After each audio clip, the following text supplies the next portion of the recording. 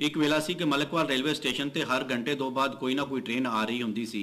एक ये वेला है कि 24 घंटियां सिर्फ 3 रेल गड्डियां रनिंग हालत च दिसदियां ने। अलबत्ता अजकल मलकवाल रेलवे स्टेशन के आले दुआले रेलवे ट्रैक ते मवेशी चुगदे आम नज़र आउंदे ने।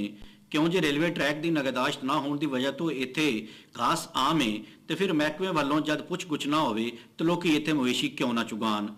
लिहाजा मलकवाल च हर सैक्शन वाल जान वाले रेलवे ट्रैक ते मज्जां गावां ते बकरियां बिला खौफो खतर चुगाईयां जांदियां ने।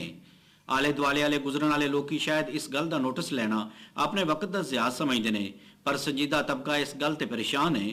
क्यों जे रेलवे की पटड़ी मवेशियां ते चुगण वास्ते नहीं होंदी बल्कि रेल गड्डी के गुजरन वास्ते होंदी है।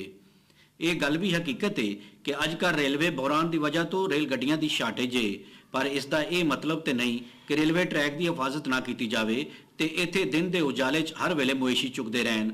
रेलवे ट्रैक की खराब हालत ते मवेशियां का रेलवे ट्रैक ते चुगना मलकवाल रेलवे इंतजामिया का मूँह चढ़ाने लई काफ़ी है। लिहाजा रेलवे ट्रैक की हिफाजत वास्ते फौरी तौर पर इसलाह अहवाल वाल तवज्जो देने की जरूरत है। कैमरामैन साकिब इकबाल सनी नाल सफदर इकबाल वड़ैच, अपना न्यूज़ मलकवाल।